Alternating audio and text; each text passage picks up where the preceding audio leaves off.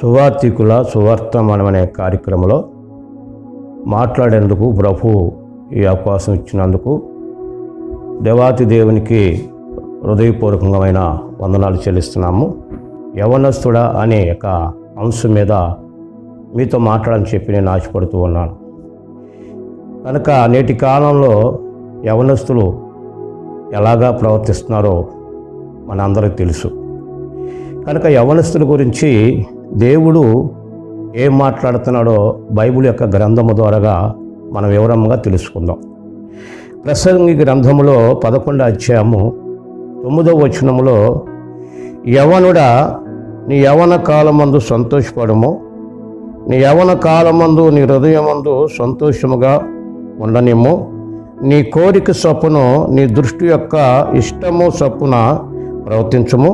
అయితే వీటన్నిటిని బట్టి దేవుడు నిన్ను తీర్పులోకి తెచ్చునని జ్ఞాపకం ఉంచుకున్నాము. చూడండి, దేవుడు ఇక్కడ ఈ యొక్క వాక్యం ద్వారాగా యవనస్తుల్ని ఏ రీతిగా చెబుతూ ఉన్నాడు. చేయమంటున్నాడు, సంతోషంగా ఉండమంటున్నాడు, ఆనందంగా ఉండమంటున్నాడు, చక్కగా ఎంజాయ్ చేయమంటున్నాడు.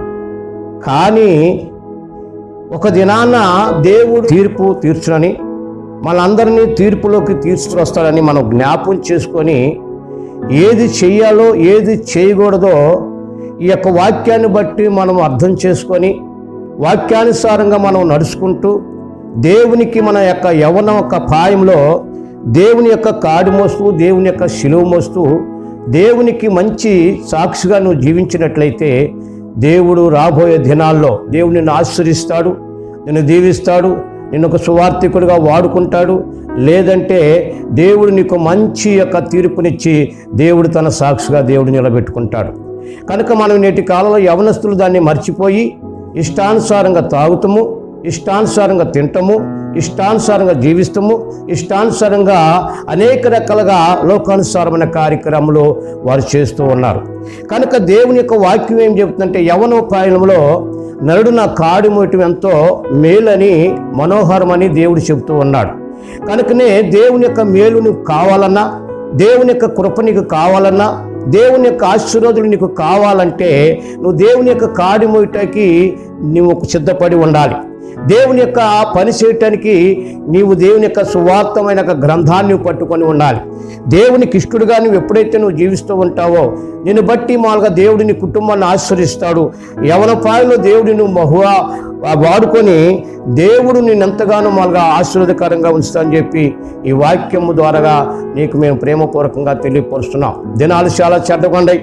12వ అధ్యాయంలో ప్రసంగి గ్రంథం 12వ అధ్యాయంలో చెప్తున్నారు కదా, ఏమంటే దుర్దినములకు రాకమునిపే దేవుని యొక్క నామములో నువ్వు తెలుసుకునే వ్యక్తిగాను ఉండాలి. అందుకని ఇప్పుడు గమనించండి, దేవుని యొక్క వాక్యంలో చూడండి ఏం చెప్తున్నాడు. 2వ కొరింథీయులకు రాసిన పత్రికలో 7వ అధ్యాయము ఆ యొక్క 7వ అధ్యాయము 1వ వచనములో ఏం చెప్తున్నాడంటే, ప్రియులారా మనకు వాగ్దానము కలిగి వినయము కాక దేవుని భయముతో పరిశుద్ధాత్మతోను సంపూర్తి చేసుకొనుచు శరీరమునకు ఆత్మకు కలిగిన సమస్త సకల కల్మోషము నుండి మిమ్మల్ని పవిత్రులుగా చేసుకోమని ఈ యొక్క అపోస్తలుని యొక్క పౌలు గారు ఈ యొక్క గ్రంథకర్త మాకు తెలియపరుస్తూ ఉన్నాడు.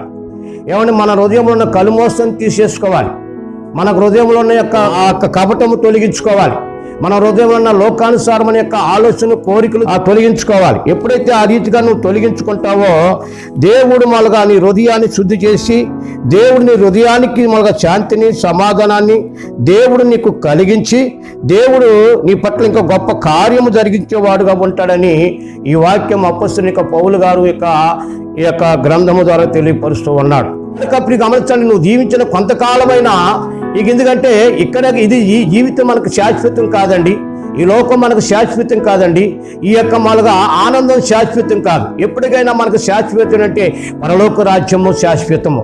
అందుకని ఇప్పుడు గమనించండి, పరలోక రాజ్యంలో నువ్వు చేరాలంటే దేవుని యొక్క కుమార్తెగా లేకపోతే దేవుని యొక్క కుమారుడుగా నీ యొక్క యవనోపాయం నుంచే దేవుళ్ళో నువ్వు చక్కగా నువ్వు బలమైన యొక్క సాక్షిగా నువ్వు ఉన్నట్లయితే నీ యొక్క బలమైన సాక్షిని బట్టి దేవుడు నీకు మంచి తీర్పులోకి తీసుకొచ్చి దేవుడు నీకు గొప్ప స్థానాన్ని దేవుడు నీకు కలిగిస్తూ ఉంటాడు.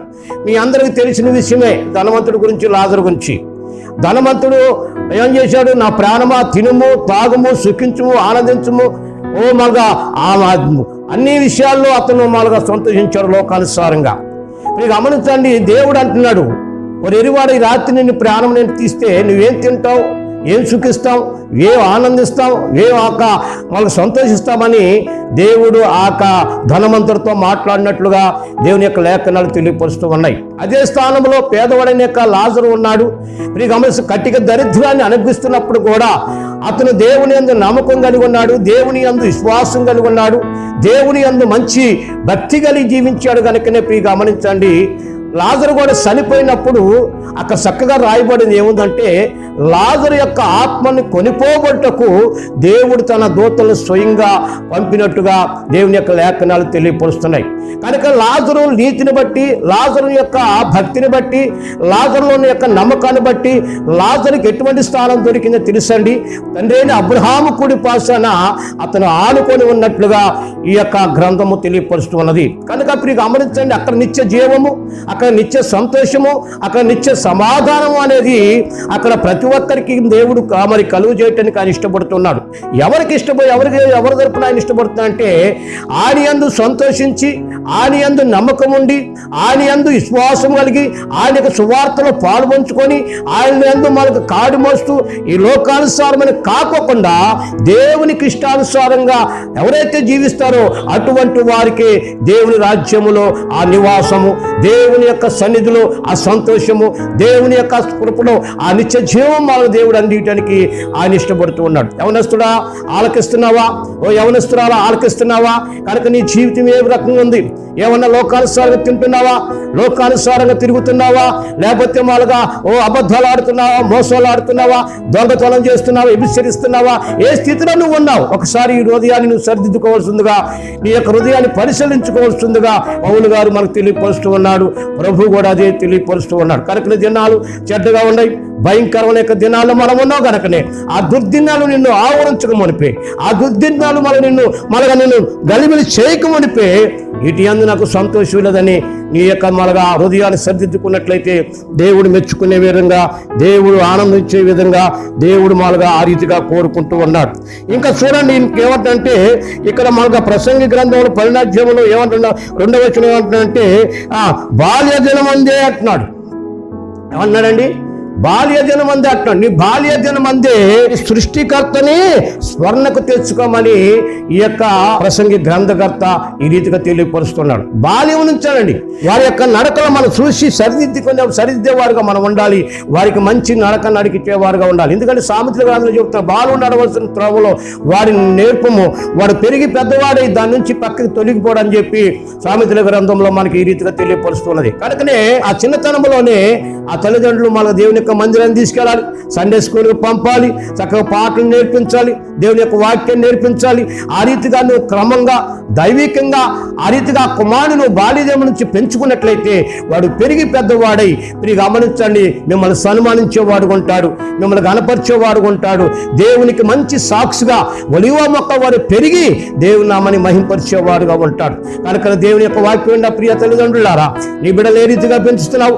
ఏమన్నా వాళ్ళకి ఆటలకు వదిలేస్తున్నావా, సినిమాలకు వదిలేస్తున్నావా, ఇష్టానుసారంగా పిల్లలను పెంచుతున్నావా, ఏ రకంగా పెంచుతున్నావు? తల్లిదండ్రులైన మనము ఆ యొక్క బిడ్డల్ని మనకు చక్కగా క్రమశిక్షణ పెంచవలసిన బాధ్యత దేవుడు మన భుజాల మీద కూడా ఉంచాడు. కనుకనే ఈ రీతిగా మన బిడ్డల్ని పెంచుకొని కళ్ళు మూత్రపడక మునిపే, మన పళ్ళు యొక్క ఊడిపోక మునిపే, మన కాళ్ళు చేతుల్లో ఉన్న యొక్క శక్తి తగ్గక మునిపే, వీటి అందు నాకు అయ్యో సంతోషం సమాధానం అని లేదు అని చెప్పే యొక్క ఆ దినములు, ఆ సంవత్సరములు నీ జీవితంలోకి రాకమునిపే, నీకు శక్తి ఉన్నప్పుడే, నీకు బలం ఉన్నప్పుడే, నీకు ఆరోగ్యం ఉన్నప్పుడే, నీ కంటి సుప్పు బాగున్నప్పుడే, మాలుగా నీ పళ్ళు చక్కగా గట్టిగా ఉన్నప్పుడే, నీ యొక్క వంటలో ఆరోగ్యం బాగా ఉన్నప్పుడే నువ్వు దేవునికి మంచి సాక్షిగా, దేవుని యొక్క నామములో గొప్ప సువార్థికుడిగా, లేకపోతే గొప్ప ఒక సంఘ కాపరిగా, గొప్ప మన దేవుని యొక్క కుమారుడుగా, దేవుని కుమార్తెగా నువ్వు ఉన్నట్లయితే దేవుడు నిన్ను ఎంతగానో ప్రేమిస్తాడు, ఎంతగానో ఆశ్రయిస్తాడు, ఎంతగానో దీవిస్తాడు. ప్రియ గమనించాలని ప్రేమించే దేవుడు, ఆశ్చర్యించే దేవుడు. అందుకని ప్రియ గమనించండి, ఈ యొక్క మనకు చక్కటి పాటలు కూడా మనకి తెలుసు, దేవుని యొక్క ప్రేమ. ప్రియ గమనించి, అందుకని ప్రియ ఎంత మధురమో యేసుని ప్రేమ అనే యొక్క పాట కూడా మనం అందరం పాడుకుంటాం. ఆ పాట యొక్క అర్థం ఏంటి మనందరం తెలుసు. ఏమండి ప్రియ గమనించి, ఏమంటే ఎంత మధురమో యేసుని ప్రేమ ఎంత మధురమో నా యేసుని ప్రేమ ఎంత మధురమో యేసుని ప్రేమ ఎంత మధురమో నా యేసుని ప్రేమ ప్రేమ ప్రేమ ప్రేమ ప్రేమ మళ్ళీ పాడదాం ప్రేమ ప్రేమ ప్రేమ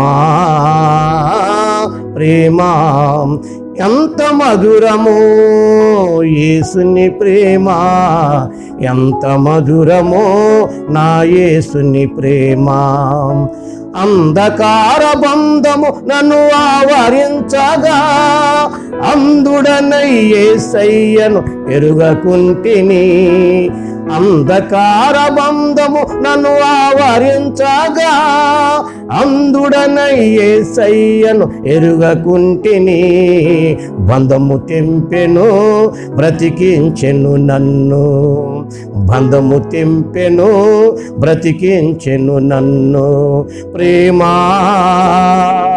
ప్రేమ ప్రేమ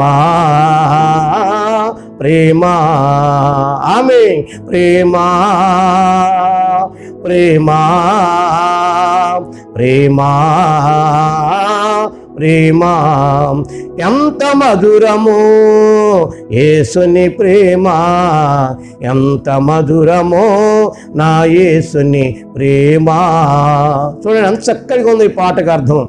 అంధకారం అంటే మన కళ్ళకి గుడ్డితనము రాకమునిపే మనం ఈ లోకానుసారంగా జీవిస్తూ ఈ లోకానుసారంగా ప్రవర్తిస్తూ గమనించండి, ఒక అంధుడుగా అంటే మనం అనుకుంటా ఉంటాం మనం బ్రతికున్నాము, మనం బాగా చూస్తున్నాము, బాగా తింటున్నాము, బాగా బలంగా ఉందామని మనం అనుకుంటున్నామమ్మ.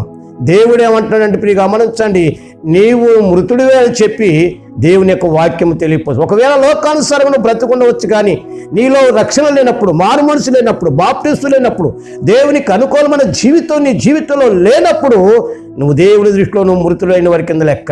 కనుక ఈ యొక్క బైబిల్ యొక్క గ్రంథము ద్వారాగా దేవుడు మొదలుగా నీతో నాతో మనందరితో మాట్లాడుతున్నాడు. కనుక మనుషుల దృష్టిలో కాకుండా దేవుని దృష్టిలో మనం బ్రతికిన వారుగా ఉందాం. దేవుని యొక్క దృష్టిలో దేవుని యొక్క పని చేసేవారుగా ఉందాం. దేవుని యొక్క దృష్టిలో మంచి యథార్థవంతుడిగా, నీతిమంతుడిగా, ప్రార్థన పరుడుగా మనం ఉండి దేవునికి ఇష్టానుసారంగా మనం నడుచుకున్నట్లయితే ఆయన కృప నీ కుటుంబం మీద ఉంటుంది, ఆయన కృప నీతో ఉంటుంది, ఆయన యొక్క దీవెన నీతో ఉండి దేవుడు నిన్ను బలపరుస్తాడు, ఎంతగానో ఆశీర్వదిస్తాడు, ఎంతగానో నిన్ను మన దీవిస్తాడు.